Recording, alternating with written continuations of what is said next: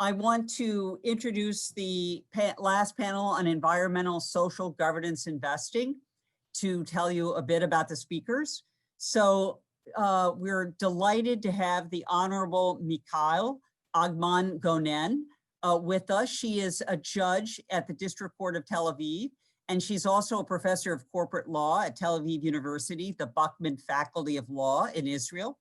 She is the co-author, along with Anat Beck and Darren Rosenblum, of a paper that's been talked about today called No More Old Boys Club, Institutional Investors' Fiduciary Duty to Diversify Corporate Boards. And our first speaker in this panel will be Eric Chafee. He is a distinguished university professor at the University of Toledo.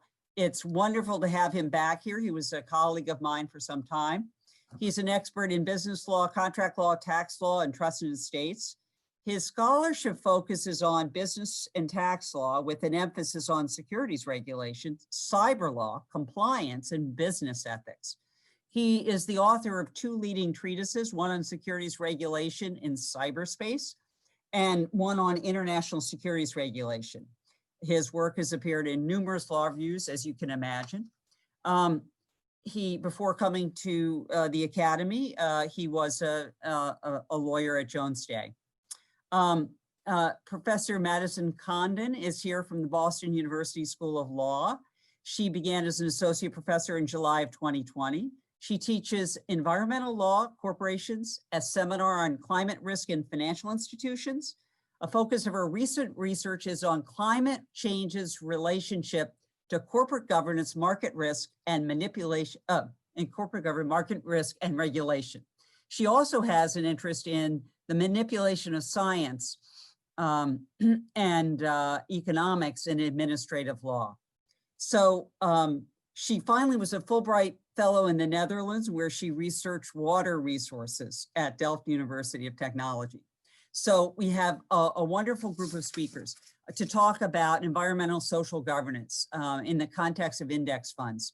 As you have heard today and already know, there's been increasing pressure by shareholder activists like Larry Fink to advocate for responding not only to shareholders, but also to stakeholders.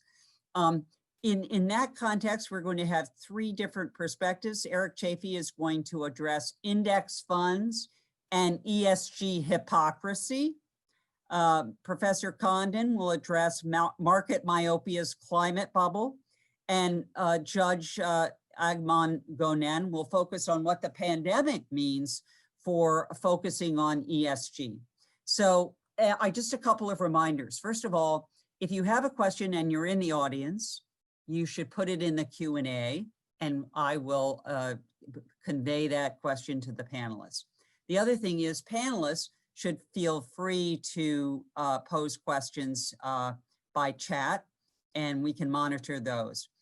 Finally, I will give our panelists a note that you're at 15 minutes and then a note that you're at 20 minutes. So with that, I'm going to turn the first presentation over to Eric Chafee, and it's just wonderful to have you here. Nice to be here. Thanks for that great introduction. Hopefully I can live up to it. I'm not sure if I can. Yeah, it's wonderful to be invited to this. Each one of the moderators, Anat, Bob, Charlie, and Juliet, are all people I respect, all thought leaders, and that goes for a lot of cases faculty. So it's an honor to be part of this and to see so many old friends on the agenda and make some new ones. So the title of my presentation is Index Funds and ESG Hypocrisy, going along with the general notion in the Academy that you ought to have a provocative title that really draws people in. I think another title that potentially I could use here is Jack of all trades and master of none, meaning that in terms of thinking about this topic, really my concern is not with the importance of index funds, not with the concern with the importance of ESG, but really a concern about whether or not they can actually be married together in any sort of coherent way. In terms of what I plan to talk about, I'll talk a little bit about the intersection of index funds and ESG through the language that the big 3 are actually using on this issue. After that, I'll talk about the problems with pursuing ESG through index funds, and then a few of my solutions. And I'm really excited to hear the thoughts of the audience on this and the other panelists on this, because there's a lot to say on this particular issue, which is why it's so wonderful that CASE decided to hold this event. So in terms of thinking about the intersection of index funds and ESG, one of the places we can actually start with, or probably actually should start with, is a statement by the big three themselves. BlackRock, for example, in its 2020 letter to CEOs stated the following: where we feel companies and boards are not producing effective sustainability disclosures or implementing frameworks for managing these issues, we will hold board members accountable. Given the groundwork we have already laid engaging on disclosure and growing investment risks surrounding sustainability, we will be increasingly disposed to vote against management and board of directors when companies are not making sufficient progress on sustainability. Very important point. It goes along with David Weber's statement earlier today about the escalation of ESG that's going on with the big three. Meaning that they are all competing for those millennial dollars. And as a result of that, all of them want to be seen as the leader in this issue, in this particular area. And what it means as a result of that is that they're likely to continue to push on, trying to make headway, or at least putting out rhetoric that suggests that they plan to make headway in the ESG area. Notably, in regard to that, we see similar sorts of statements from State Street, this from a 2018-2019 stewardship report from State Street. Significant challenge for asset managers with index strategies invested in thousands of listed companies globally is to provide active oversight of their holdings. As noted, our stewardship program identifies a series of strategic priorities designed to enhance the quality and define the scope of our stewardship activities for the year. Notably, what that communicates to us is something that first off was implicated by Jill Fish's presentation at the beginning of the day. We're talking about portfolios or funds that have portfolios of literally hundreds, if not thousands of companies, meaning that ultimately you're going to end up with some monitoring problems. And implicit in the statement from State Street and going along with Bernie Scharfman's statements earlier today, there definitely are monitoring issues, meaning that the stewardship functions of these investment advisors, while sizable, probably are not of quite the size that they ought to be for sufficiently monitoring the contents of their portfolios. And then finally, with Vanguard, we also see a similar statement from an April 2019 Vanguard Investment Stewardship Commentary. As they stated, we consistently engage with portfolio companies about climate risk, especially companies in carbon-intensive industries.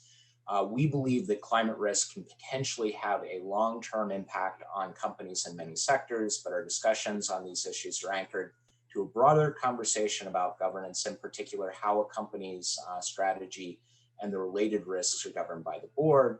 Our index fund, by design, generally hold all the companies in their benchmark. These include winners and losers, leaders and laggards. And I think that last statement is really important, which is why I used an especially long quote.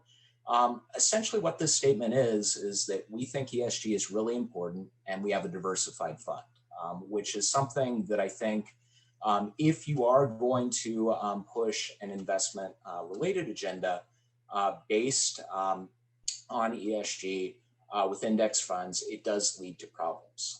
And in terms of thinking about those problems, I think that they're threefold. First off, they create an unsolvable conflict of interest.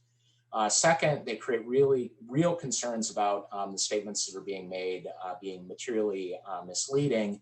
And then finally, based on the fact that we have the big three essentially acting as regulators, we have some anti-democratic, anti-technocratic concerns going on here as well. Notably, we know that in regard to index funds, that they are really the grandchild, perhaps, of Harry Markowitz, who pioneered modern portfolio theory when he published his 1952 article, portfolio selection in the Journal of Finance. That he eventually won a Nobel Prize in economics for his work on this field. Modern portfolio theory essentially forms the foundation of these funds, and what it teaches us is that passive investors can gain consistent returns and mitigate risk through diversified portfolios. The issue becomes that when you're promising that you are going to push through an ESG agenda, what you're pushing through forward is conformity in a space where you're selling funds that at their core are supposed to be selling diversity. Certainly, this creates duty of loyalty concerns.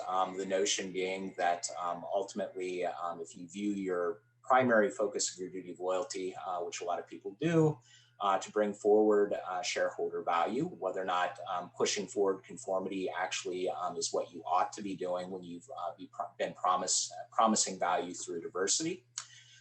Beyond that, in terms of thinking about these index funds, which are organized both as corporations and business trusts, Professor Rock's lunchtime presentation was absolutely wonderful in terms of thinking about some of the fiduciary duties and corporate purpose issues that go in this context.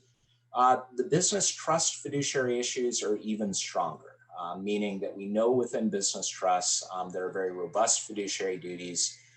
You can, in fact, draft those out of a lot of trust agreements, which does happen regularly, but there is a duty of good faith that often is a backdoor to those coming back in many instances.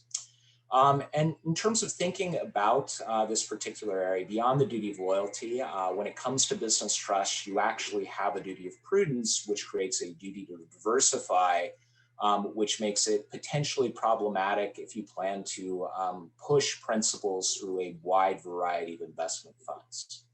And beyond that, and this was certainly implicated by Bernie's presentation, we know in the corporate form we have a duty of care, which is referred to as a duty of inquiry in the trust context.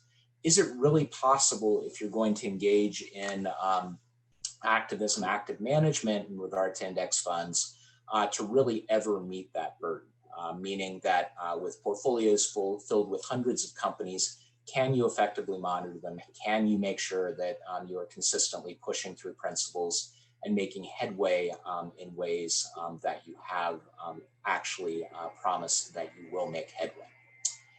All of this leads to a statement that I think is rather Orwellian and probably belongs in the book 1984. What seems to be being sold here is the notion that diversity is conformity. Meaning that ultimately somehow we're going to be able to push both of those things at the same time. And one of the responses to this is, well, you know, the smart money is going to realize that that's just not the case, that part of this is puffing, that it's advertising bluster and that sort of thing. And I buy those arguments in the vast majority of instances. You know, I know that Charlie Korsmo actually has a wonderful paper in the Iowa Law Review suggesting that the reasonable person is sophisticated and technologically sophisticated. The issue is when it comes to these index funds, as Jill Fish noted, the shares are mainly held by 401k investors. And as Ann Lipton talked about in her presentation, even people who are sophisticated 401k investors don't always think as deeply about their investments as they should. So this superficial level of things, I think is important in a way that it may not be in other contexts when it comes to index funds because of who the reasonable investor is in this context. It may not rise to the level of creating federal and state securities law concerns, but at the same time, certainly in terms of thinking about all of this, the big three should be concerned about making sure that they are providing adequate warnings that pursuing or creating both an index fund and pursuing ESG goals may in fact end up being in opposition to themselves, and that there are genuine issues with actually trying to deliver on an ESG agenda when it comes to thinking about a portfolio fund that's filled with lots and lots of companies. Ultimately, in terms of thinking about this particular area, it's tempting because I signed on to a petition that Jill Fish and Cynthia Williams put together requesting rulemaking for the SEC on ESG. And I'm actually excited about it because I think it's material and I think it's something that the SEC ought to speak about. And this may be the best way to, in fact, start the conversation, or if something happens and we're still working through what's going on with the election, if the Trump administration were to remain in power, maybe the only way that we ultimately see any sort of ESG agenda push forward. But at the same time, it really is truly anti-democratic, meaning that if we're going to argue that BlackRock, State Street, and Vanguard are acting as regulators, well, we have people to act as regulators. They're called regulators. And ultimately, when it comes to addressing this particular issue, I think that there's real virtue to allow the SEC actually to act in this area. And part of that is that there's at least some evidence that what's going on here on the part of the big three really is bluster about commitment to an ESG agenda. Meaning that we have an op-ed from the Financial Times from July 24th, 2018, from the president and CEO of State Street Global, where he states the following.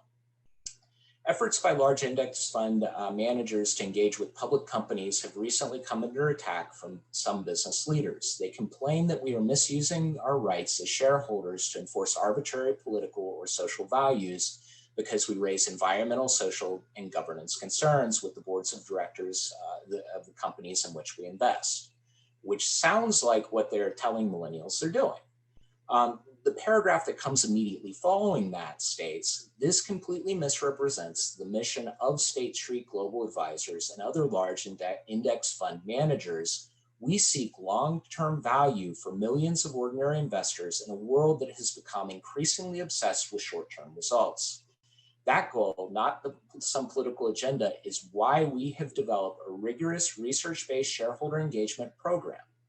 And what that suggests is the conflict of interest that I was talking about ends up being even more complex than it was before, because not only do we have the tension between the diversity offered by index funds and then pushing forward an ESG agenda, it suggests that it's not really even a true ESG agenda at all. It's just simply a thinly veiled or a veiled attempt to seek profit maximization within these particular firms, which creates serious questions about the particular proposals that they are pushing forward, whether or not they're an adequate way to regulate the market, meaning that the best approach here, in fact, would be to have the SEC act. In terms of thinking about that and my solution, and there are a bunch of different solutions about how to deal with the issue that's foundational to the symposium, what to deal with the voting power of index funds. First off, I think that ultimately the SEC ought to promulgate reasonable ESG standards that tell businesses what is material and what they need to report in an understandable and usable way. Meaning that simply having that relatively amorphous materiality standard that is pervasive through securities regulation in many instances is wonderful because it yields a lot of disclosure. In this particular area, I think that it's too daunting for businesses to have to deal with, meaning that there's so many different ways of engaging in this type of reporting that it does make sense to have rules here. Second, in addition to that, I think that there ought to be proper and discrete labeling of ESG funds and index funds, with index funds essentially being passive investors who ultimately are trying to gain profits and mitigate risk through diversity, and then ESG funds being more socially active. I think the mixing of the labels is problematic. As Ann Lipton noted, there's a wide range of funds that are calling them index funds because it's something that attracts investors. And because in many instances, it's attracting people who may not have a terrific amount of financial acumen and may not understand that not all index funds are not created equal, that there should be clear and better labeling in this area. question then becomes what to do with index funds. I'm still working through that question. I'd like to see true passivity. There's a question of how exactly you do that. Maybe pass-through voting, that's something that you see commonly throughout the literature. Essentially, you let the investors themselves vote, although they don't receive true passivity as investors in that particular instance. Maybe you remove index fund shares from quorum requirements, which allows essentially the other share owners to manage the companies that are within these company or within the index fund portfolios. And then maybe in addition to that, it's one of those things where you figure out a way to either break up or maybe better put, segment the big three, meaning that really one of my concerns here is by having these very large investment advisors overseeing so much of the market that we're not getting that competition and that diversity of ideas that we really do need in this field, because we need good ideas on ESG. I think I'll turn it over there. That's wonderful, Eric. Thank you so much. We actually have a question now in the chat from Bernie Scharfman. Bernie, do you want to ask the question, or would you like me to ask your question for you? It was a very good question. Oh, I'll ask it. Hi, Great. Eric. How you doing? The question I had, and this is what it's been bothering me, is about the fiduciary duties of investment advisors under the Investment Advisors Act. And I tried to engage with the SEC through the, comment letters on their proxy process roundtable. And I never really, I don't think really got any kind of notice or attention on that idea. But I think it's kind of an area that can be explored. Are these fiduciary duties, do they apply to basically what I consider the shareholder activism of the index fund investment advisors to index funds? And basically I'm just asking, have you thought about that or not? Yeah, and that's a great question. Certainly, there are a lot of issues there as to who has the fiduciary duties and what they are. My position, at least in this, is somewhat to gloss over that debate because that's worthy of a symposium or several symposiums in and of itself. My position is that these fiduciary duties are present somewhere. And maybe it's at the fund level, maybe it's at the investment advisor level. But at the same time, ultimately they are present somewhere within the structure. But yeah, I take your argument here that they may be present in some places and not others. Thank you.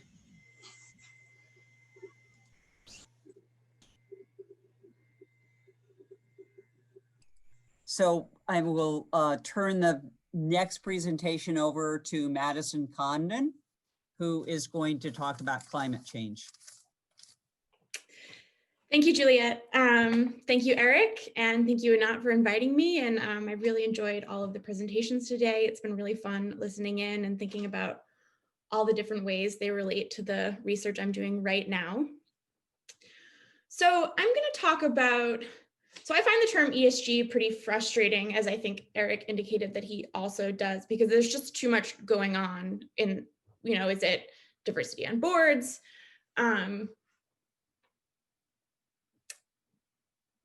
So I'm going to focus particularly on climate change and climate risk and argue about climate risk and climate risk pricing as being a material risk of interest to a broad range of investors, but particularly increasingly index funds. So my colleague David Weber thinks that BlackRock is talking a lot about climate change in order to attract millennials, and Bernie Scharfman and his Main Street Investor Coalition thinks that institutional investor attention to climate change is about fund manager political preferences at the expense of returns for individual investors.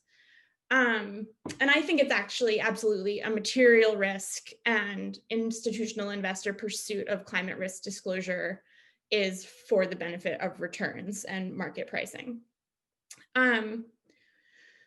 So there's a broad range of financial experts, ranging from Hank Paulson to the Bank of England to McKinsey to BlackRock itself. A recent report from the Commodities Futures Trading Commission that all indicate their belief and provide evidence that the market is mispricing climate-related risks. Last year, a coalition of 42 different central banks recognized that there is a strong risk that climate-related financial risks are not fully reflected in asset valuations. So in my current project, I'm thinking through this how this mispricing exist at the level of individual assets, and thinking through, drawing from the scholarship on corporate governance theory and the mechanisms of market efficiency.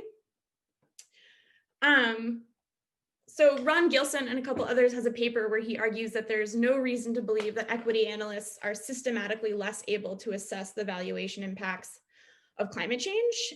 And I think my project at this moment is strongly disagreeing with that claim and arguing that there's actually ample reason to suspect that the institutions we rely on to assess fundamental market value are doing a bad job when it comes to climate change.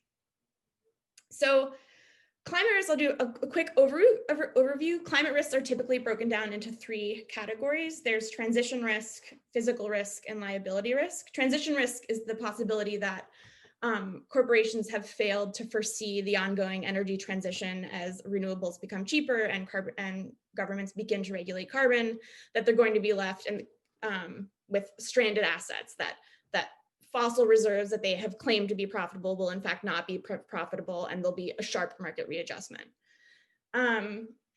Physical risks are, your factory is in a floodplain and you didn't realize it, and your workers are far less productive because of heat stress, and you didn't project that out when you when you did a merger with some big ag company in the South.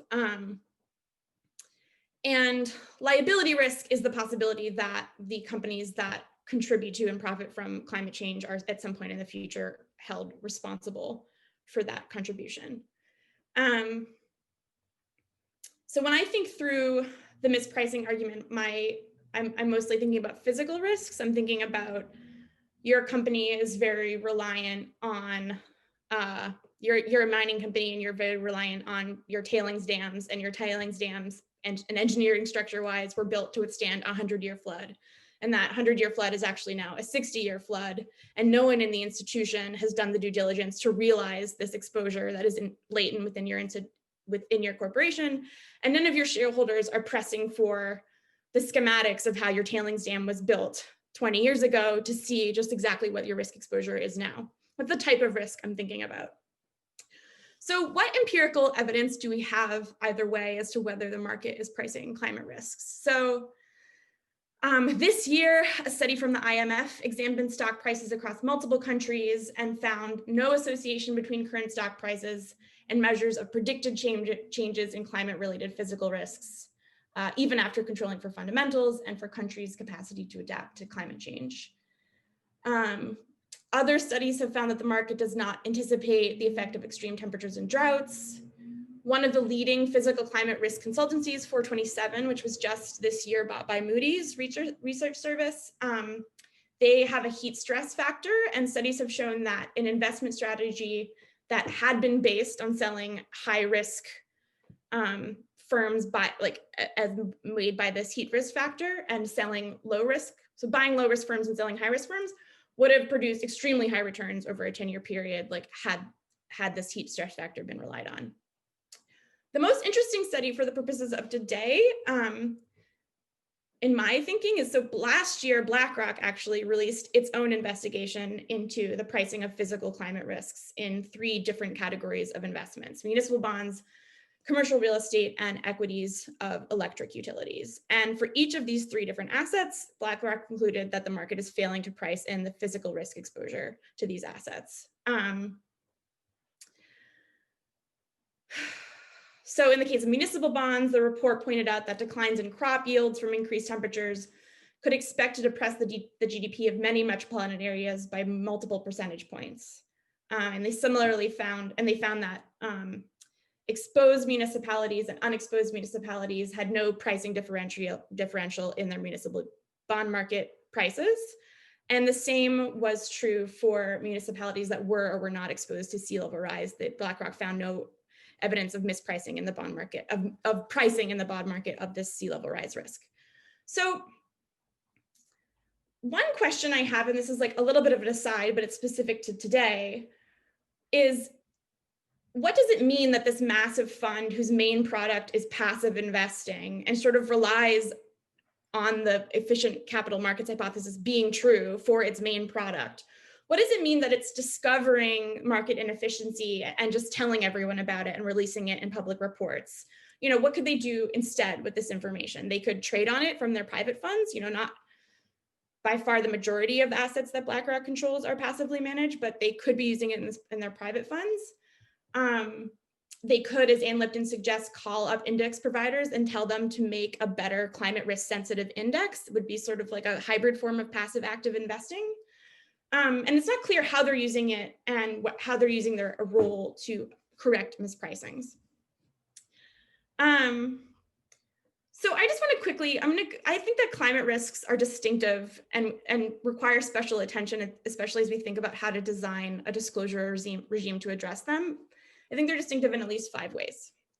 So many physical climate risks will occur within the relevant horizon for valuing securities, but outside of the conventional risk assessment horizon that investors and research analysts use. So equity analysts usually employ buy or sell risk analyses that extend 3 to 5 years in the future, despite the fact that about 80% of the value of an investor's portfolio is based on profits that are expected beyond the 5-year horizon. So, and in certain sectors that are particularly exposed to climate risks, like utilities and real estate, they have a much larger percentage of their net present values that are derived from expected cash flows that go 20 years into the future. So it's a problem if the risk analyses and the price and the buying and selling decisions are 3 to 5 years out, but the underlying value is 20 years out. Secondly, this is, I think, one of the biggest problems at the moment in climate risk mispricing. Shareholders and analysts currently lacked the fine-grained asset level data that they need in order to make climate risk assessments. So where corporate operations are located, where their supply chains are sourced, over what distance they travel, the sources and quantities of inputs like energy and water, where they come from. This type of information is needed to assess climate risk exposure, and it's not typically the type of information disclosed in financial reports. And often the information that is voluntarily disclosed aggregates data at the parent or holding company level, and does not disclose information specific to subsidiaries or particular assets. And corporate reporting of climate risks are far more likely to come in qualitative descriptive forms than they are to take a qualitative one. And assessment of risks occur at widely varying timescales, so it's very hard to compare apples and oranges of how a competitor firm might be preparing or like be more or less prepared relative to a competitor, because the types of disclosures are descriptive and over different timescales. So there are a growing number of physical risk consultancy firms. One of the problems with the models that they employ is that they fail to differentiate well between exposure and liability. So they may be able to describe that a certain asset is in a floodplain and exposed to, say, hurricane risk, but they don't assess how resilient that asset will be to the hurricane. So have the operators of the asset made investments in climate adaptation already?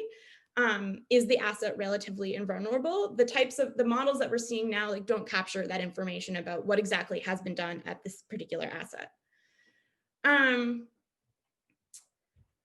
And while shareholders are beginning to demand the data that they need from corporations, they're impeded on many fronts. So they need to know what to ask for, and climate change impacts are generally pretty poorly understood.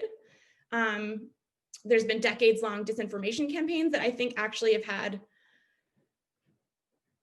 a genuine bias, result into genuine bias on the population. So, while we are at a point where most people will admit that yes, climate change is real, if you do a survey, even I bet in this seminar of what's the expected level of sea level rise in 15 years, a surprisingly few number of people in the private space know what those expected impacts are, even on a timescale that is relevant to the private sector.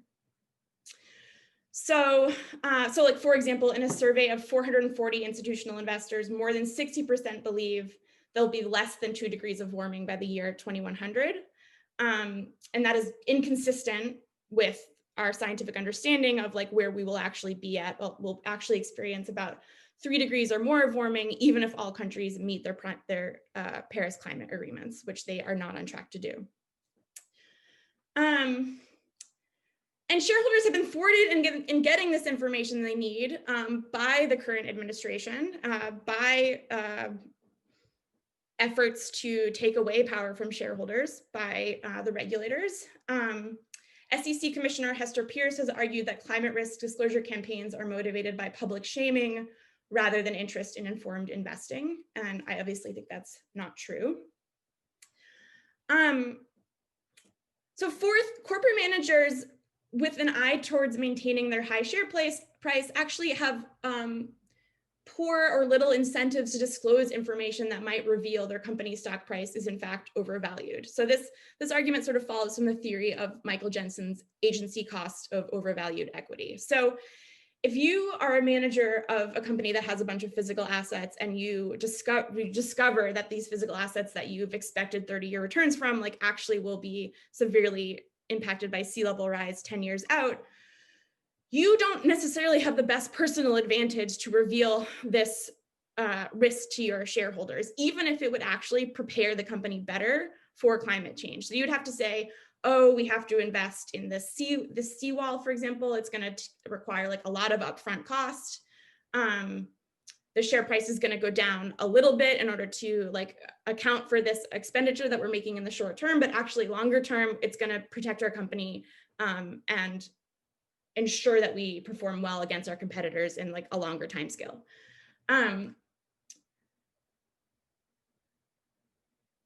We haven't set up managers' incentives to reveal that type of information, to tell the market like, oh, actually our company is very exposed to climate change and here's what we need to do to prepare. Because executive compensation frequently depends on measures that reward short-term over long-term performance.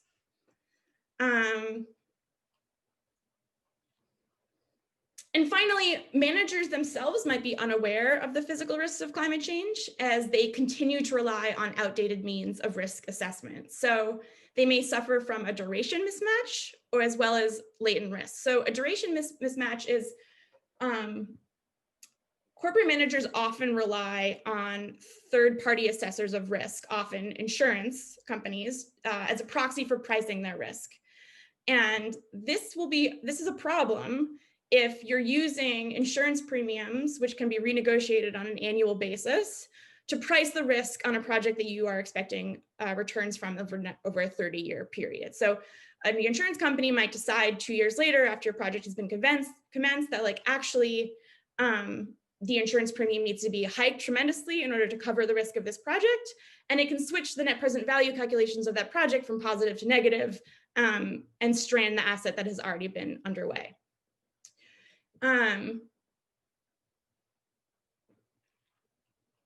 Okay, and latent risk. So the entire capital stock of corporate America was built using engineering specifications that are designed to endure certain temperature and weather extremes that may now be regularly exceeded in a climate change world. So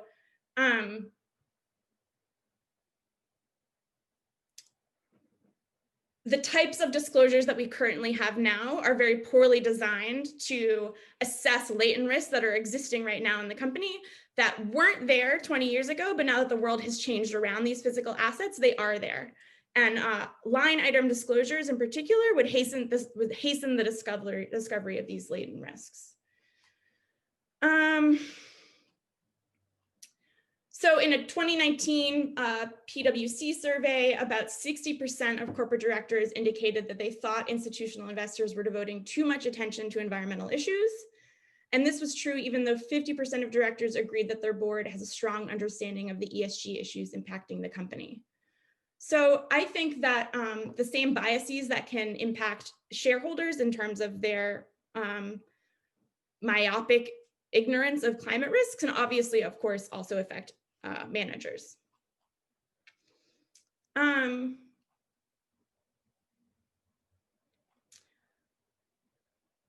So why should we care? So there's the widespread underassessment of climate risk may lead to two undesirable economy-wide harms. So one is like a systemic risk to the financial system. So if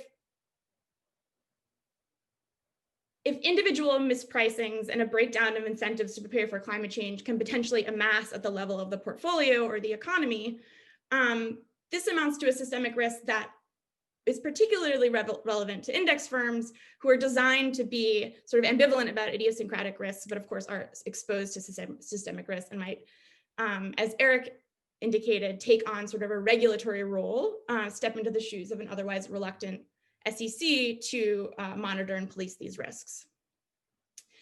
And I think that disclosure is necessary, but not sufficient to remedy this climate mispricing problem. And I've been spending a lot of time thinking about what this disclosure regime should look like. So the Task Force on Climate-Related Financial Disclosures, which is a byproduct of the Financial Stability Board and of Bloomberg and a few others, that's sort of become like the gold standard of climate risk disclosure, and it has been endorsed by many of the index funds that we're talking about today. BlackRock has sent hundreds of letters to the managers of firms within its portfolio, indicating that the index fund expects that companies will report against this TCFD standard. So it's an open question of whether, if under a new administration, a mandatory climate risk disclosure regime is implemented, whether or not it really makes sense for the US to just sort of copy and paste and staple the TCFD into the Federal Register. And in the interest of time, I won't say too much about what I think about that, other than I think that, so the TCFD requires reporting against different scenarios. It requires scenario analysis even at the level of issuers. And those scenarios that are provided are not standardized. The companies have a lot of discretion deciding like what they think a climate change world will look like. And I think there's a really big role for federal government regulators to provide scenarios for companies to report against. So I guess I'll stop there, and I look forward to talking more about these issues in the Q&A. So Madison, one question I have for you is what this disclosure regime would look like. You started to talk about that, but this is an SEC disclosure regime. And how do you see the standards? I mean, you've talked about all the risks that are not really accounted for. So how would you sort of sketch out a model of how the SEC should go about approaching this, and to make sure that these kinds of latent risk and these things that you talk about would be in fact priced, in these securities? Yeah, I mean, I think that we need to start requiring companies to report much more quantitatively. And I think that this is obviously going to result in a big industry for the McKinseys of the world and the physical risk consultants of the world to actually help companies do physical risk analyses, like where do we get our water from? Like, will this aquifer exist in 10 years? Like, I think that those types of questions aren't being asked sufficiently.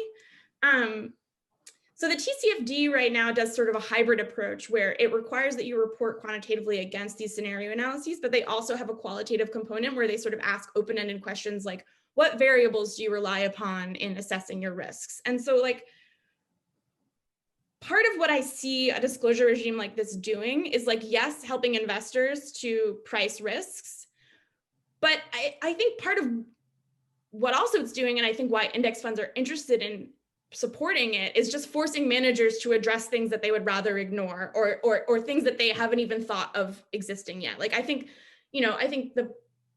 even the director level understanding of the physical changes that are going to come in the next 10 years from climate change is like woefully weak. And any kind of mandatory disclosure regime, even if it's at the level of like, what variables did you rely upon, will at least force some sort of like internal reckoning about the state of the company in the face of a climate change future. Oh, you're muted, Juliet. Sorry. So one follow-up question is, are there any private incentives for companies to do this? You talked about the fact that they don't really have any.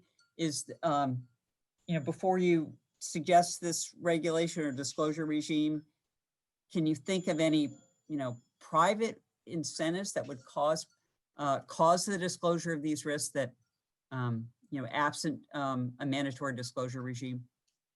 Yeah, I mean, I think one of the problems we have now is that the system doesn't really reward adequately, because I think people are pretty confused about valuing these risks. They don't reward adaptation properly. So in theory, one reason why managers might effectively prepare their company for climate change is because they want to broadcast how well prepared they are relative to their competitors and be like, oh, the competitor's infrastructure happens to be in the floodplain, but we anticipated this and we're going to be super resilient in the future. That I think will begin to happen in some way. I don't think, it also requires shareholders being receptive to that information and knowing that it's relevant and pricing it in. And I think that's also not happening. Okay, so if we have no other questions for Madison, we are going to go on to Judge Agman Gonen for her presentation on ESG.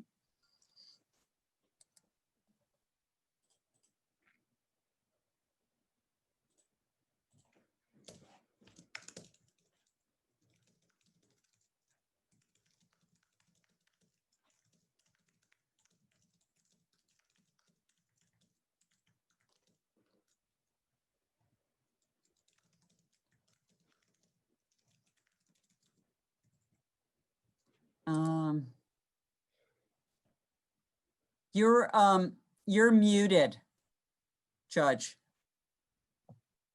Okay, I'm sorry. I'm trying to share my screen, but it doesn't work out for some reason.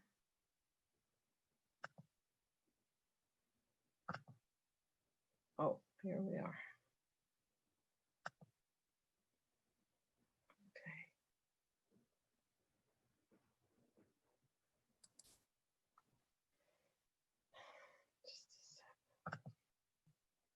Okay, can you see the presentation? Yes, all right. Yes, we can. Okay, so good afternoon, everybody. Thanks for the invitation. It's a challenge to give the last talk, but I'll do my best not to repeat too much what other people have said. And my short remarks are based on an article I'm working on with Anat Beck and Darren Rosenblum. Our panel is about ESG. I would like to zoom into the S of ESG, the social aspect, and within that to gender equality, and just a second, gender equality or inequality, what we have right now. And this is really one of the most primitive and oldest forms of inequality. It's very much a reality in most parts of the world, and even in Western economies, we still see it, especially in lack of representation of women directors in the boardrooms of major public and private corporations, which I would like to talk about. I would like to show you a little bit of statistics. It's not a very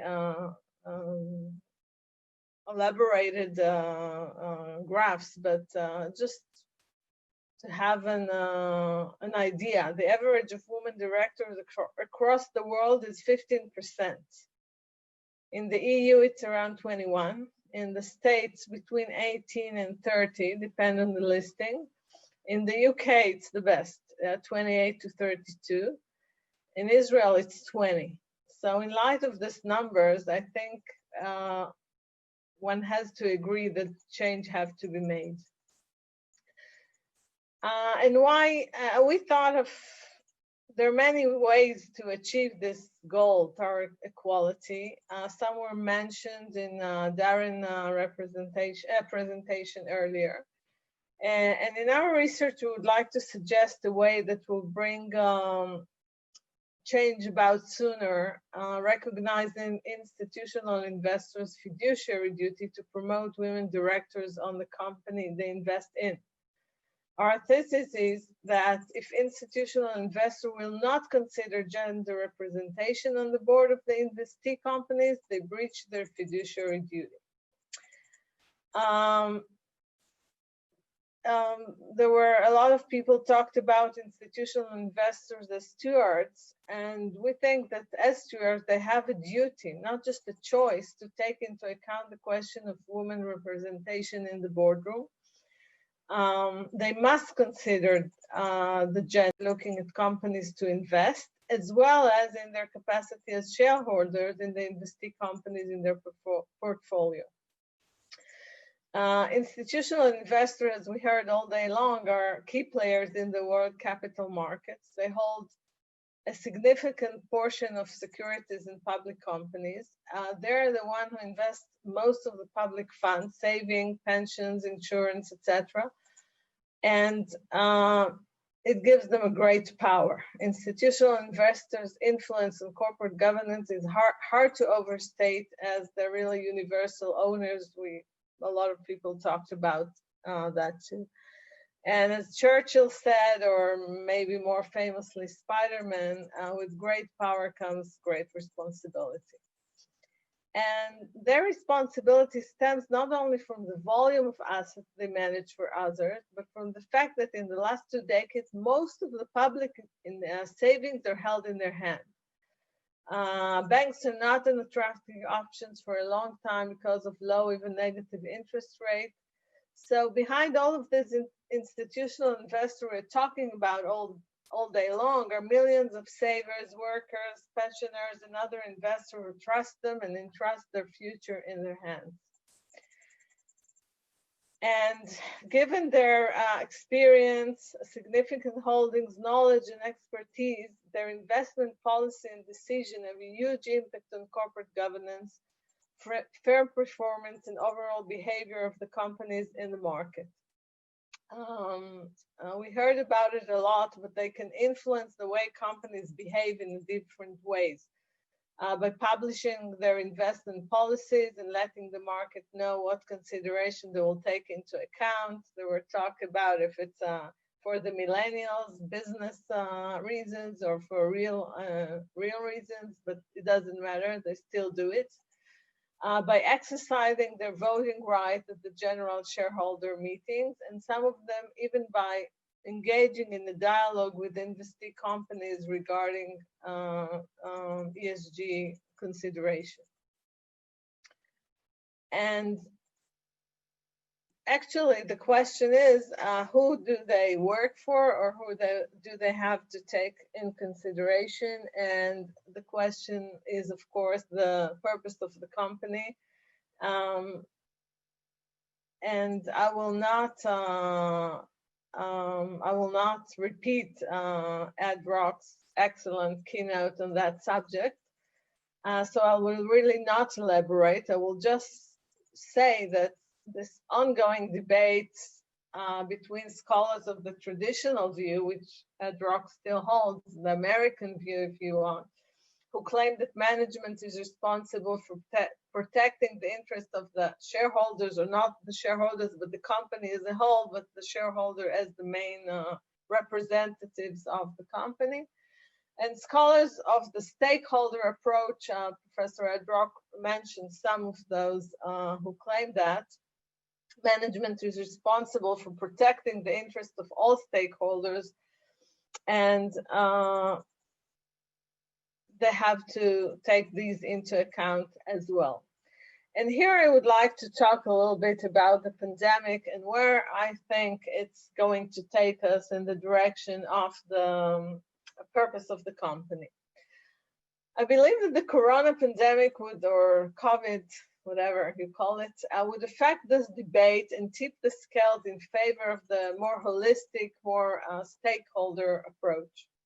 Right now, the power and influence that corporate institutions hold over wider society has reached new heights in the pandemic, with respect to making the big decision about allowing workers to work from home, for remotely, healthcare benefits, and other forms of economic relief given to workers who are let out or shut down or whatever. Corporations are stepping up to fulfill a leadership role very seriously. For leaders, this necessitates a closer look at the values and underlying purpose of their organization and re-examine the way they're making decisions. People are now put first before profits. We pray that the crisis will be over soon, but we hope this trend toward cooperation and the social good will stay with us, and that new business models will be developed based on sharing, reciprocity, and cooperation.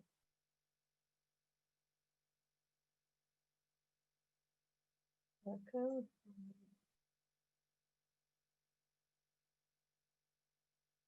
Sorry. Okay. Now, how does this goes with what I said before, what I'm going to say about women? First of all, in the pandemic, women are the ones who were hurt most. They were fired first. They're not going back to work. Their load of work at home is being increased. Not to mention violence in the home, but I'll not talk about this here today. But what we think is that really promoting equality for women is one of the purposes that we can really insist on from institutional investors. Now, as Darren Rosenblum, and I'm going to show one of his slides, mentioned, there are many ways to do it, starting with quotas and as other people say, market solutions that should work from themselves. Now, quotas are actually the best in terms of how many women there are. I mean, in countries where the quota set at 40%, they have 40%, but there is a lot of countries are against quotas for various reasons. Again, it was talked about. I will not repeat that, but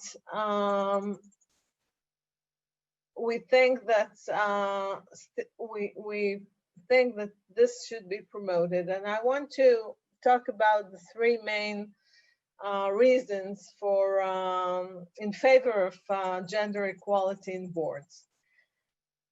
So the first one is a human right approach. I think the Convention on the Elimination of All Forms of Discrimination or the American Constitution are all for equal rights for men and women. So I think this is the most important reason. The second thing is that heterogeneous board works better and makes better decisions. They're getting the best directors. Women are 50% out of all the workforce today, at least. And the last thing is debatable between finance and business academics, better business outcomes. Most of the institutional investors say that they do have better business outcome. Others say the opposite. I think we should not rely too much on this because it's really debatable. And so if it's so good, why not actually? So there's some objections I would like to relate to. Some of them had come up during today. So the first one is socially controversial argument. Professor Ed Rock talked about it, is that many issues regarding as ESG are subjective and socially controversial. If we take the debate over firearms in the United States or climate change, as we just talked about. But this argument is not valid when it comes to sex equality. The right to equality is declared both, as I said, both by international law and constitutional law, in all liberal democracies. So it cannot be argued that gender equality is subjective or a personal agenda of one group of directors or another. The second objection is the vague and immeasurable argument. The second is that ESG considerations are usually general, vague, and indefinite, giving value to our consumers or trading fairly or all of those slogans. So the argument is also not valid when it comes to gender or sex equality, since it's very clear and measurable goal. 50% you can count. The third argument is the price tag argument that in many cases, again, it was mentioned in Ed Rock's lecture, when taking ESG consideration into account, it is associated with a high price tag, especially climate change. Expensive green energy, this example was given before. Appointing more women to the board to reach equal gender board does not carry any price tag with it, or almost nothing. And the research showed even that the opposite is true. So I think that after addressing this objection, we can say that we need to go in this direction and use the ESG as a way to promote sex equality in the boardroom. Now, actually, we need affirmative action, because if we take equality seriously, we don't have to take sex into account while appointing people to the board. But we're talking about a little bit different of affirmative action, not saying how many women there should be, and not saying a specific woman was discriminated against when coming or applying to a board seat, because there is no such data. What we think is the nomination process should be more equal opportunities, proactively reach out to women, have existing pools or pools prepared for this purpose. Women who want to be directors should be included in dedicated lists made out for this purpose. The allocation procedure should be set up that the same number of men and women candidates to each position to the board will be every time there is an opening. So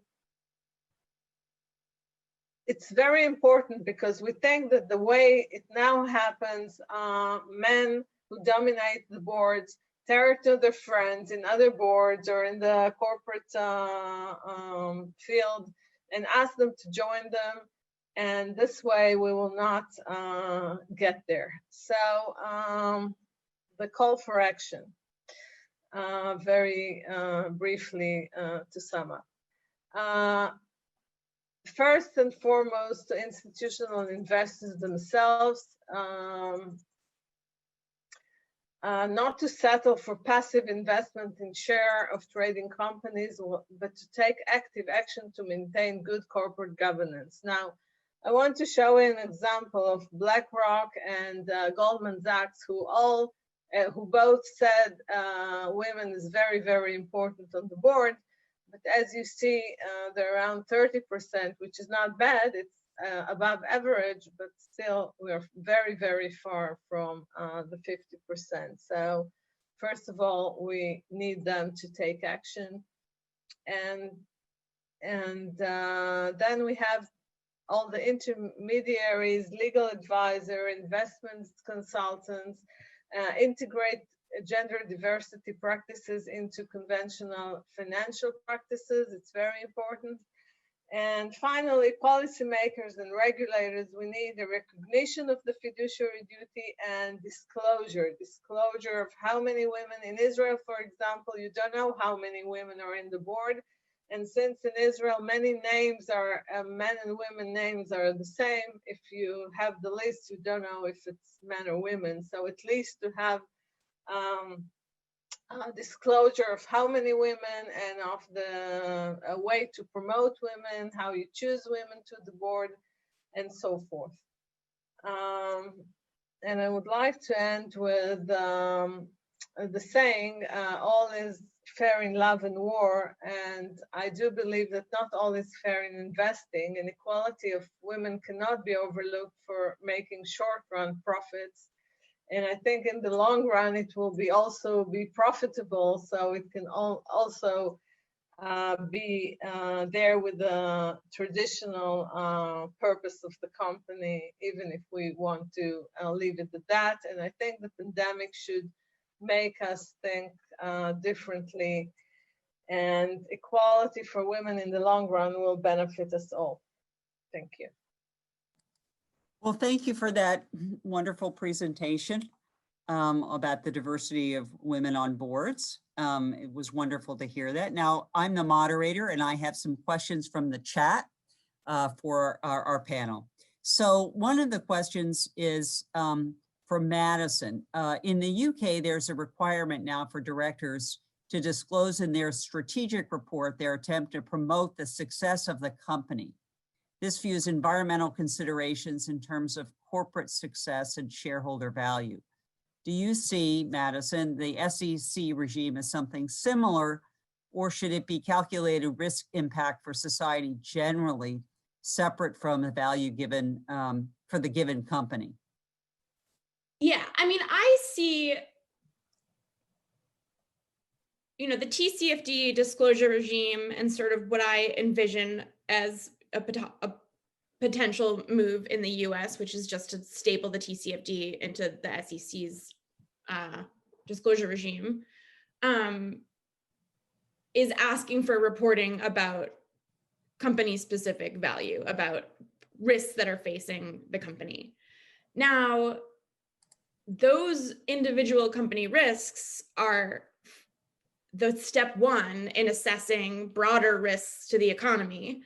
And, you know, individual idiosyncratic risk is necessary to assess the systemic risk of climate change to the financial system. And I organized an event on climate risk disclosure, and I had former SEC Commissioner Rob Jackson talk about like whether or not legally the SEC can mandate a disclosure regime on the basis of revealing systemic risks rather than issuer specific risks. And his position is that like, absolutely, that is within the SEC's authority. So, you know, obviously we're not talking about societal welfare in that sense, but when you're talking about climate change, those concepts are pretty related or overlapping. So yeah. Okay, so, all right, we have another question from a student for the whole panel. Do you think ESG statements by the big three, particularly BlackRock and Vanguard, are more or less PR fluff, given the relatively low support of shareholder environmental and social proposals? Are these public statements possibly even misleading to investors? I think it's a lot of PR and a lot of not only PR, but looking at the millennials and wanting their business But I think that even though it's a lot of PR, I think it's important because I think it brings up very important subjects like climate change, like sex equality, and other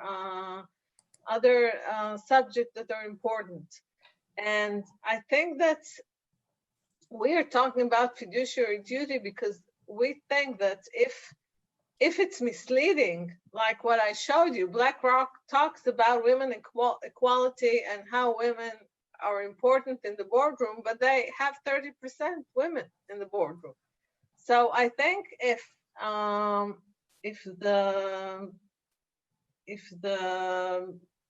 investors will start making them put their money where their mouth is, so it's important. It's important that they say this is our purpose, and then people can say, okay, what are you doing with this? It's not enough just to have a nice letter at the beginning of the year. You need to follow through.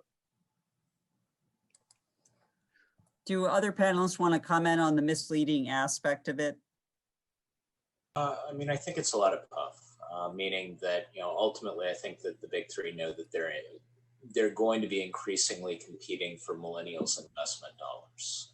And as a consequence of that, you know, they're putting these statements out. I still think we're at the point where, you know, we haven't reached the level of sophistication that we need in this field. And what I mean by that is, you know, based on the fact that a lot of securities regulation is based on materiality, we haven't really defined that as well as we should have in regard to ESG. You know, it's interesting what the course of the big three will ultimately be from this. I mean, maybe we develop really good standards and they become leaders and, you know, assume that regulator role that I would be nice. And I think that, you know, I know Madison had talked to me about that a little bit in another conversation, but, you know, I don't have the greatest confidence. Yeah, what's being put out right now, I think, is more aspirational than reality, but I doubt it's actionable. We have another question for Professor Condon, saying that it strikes me, this speaker here, that the short-term quarterly objectives of most companies disincentivize the kinds of fact-finding and disclosure that Professor Condon is advocating for. Is that a fair assessment, and how might that be remedied? Yeah, absolutely. I mean, so generally, yes, I think that I think that quarterly reporting does not help incentivize managers to prepare for climate change adaptation. And I think in certain industries, actually managerial incentives in terms of like what their compensation is pegged to metric wise is actually completely the opposite of what we should hope for in a climate change world. So, I mean, fossil fuel executives often have a significant percentage of their compensation linked directly to the reserves replacement ratio. So like how many reserves they add in a given year relative to how much was extracted. So their compensation is tied to that number instead of like profits that year or even revenue that year, because it's supposed to incentivize, it's supposed to make them think longer term about the future of the company. So they like build up their reserves.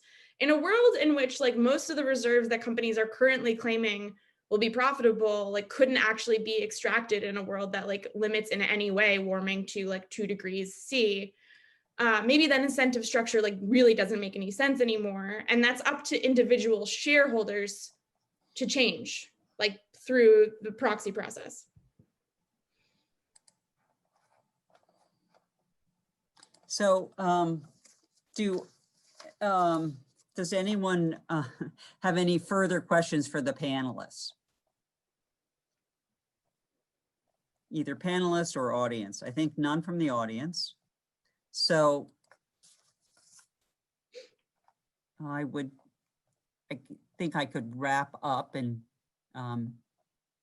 give a few closing remarks, but I don't want to cut off questioning. Okay, so then we're at the end of the Leet Symposium, and we're going to bring it to a close. We're very lucky to have had this great group of panelists from legal scholars, legal practitioners, and economists. We set out this morning to address the fiduciary obligations of index fund managers, the implications for corporate governance and stockholder activism, potential anti-competitive effects and effects on market efficiency, the rise of ESG. So we've learned so much. Professor Ed Rock presented his keynote, and he addressed this fundamental question of for whom the corporation is managed, but that he also connected that question to whether common management is anti-competitive.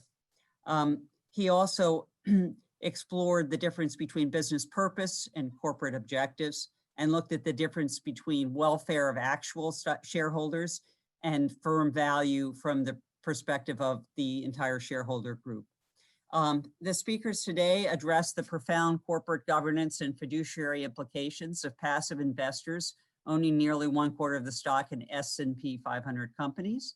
One panelist linked the increasing activism of index funds on ESG as a response to the pressures of the millennial generation. Another speaker addressed the conflict between BlackRock's shareholder activism and ERISA's fiduciary duties. Several speakers addressed the concentration of ownership effects, or how the concentration of ownership affects or undermines competition, with one speaker addressing the relationship between short sellers, corporate governance, and index fund investors, and also another looking at the market implications of horizontal shareholdings by large asset management companies. There were so many questions that were raised today that I think will require further exploration. Who should best handle externalities, the firm or some government regulator?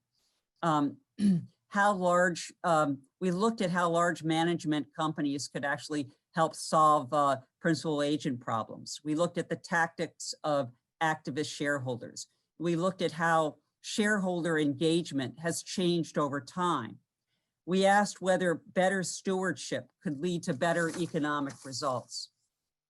We looked at how an index fund is supposed to determine investor preferences, and maybe there are different solutions to that, including pass-through voting. There was an interesting distinguishing between fiduciary duties of fund managers to funds and then to investors, and distinguishing those obligations to portfolio companies that are really not fiduciary in nature, but there are obligations, but not fiduciary. And we looked at gender diversity on boards. And so we've explored just an incredibly wide range of topics. And it's been wonderful to hear all of these talks. And we look forward to this dialogue continuing, both with the publication of the symposium issue, with some of the speakers today's papers being published in that issue, and then just to reading the papers and following this dialogue in the future.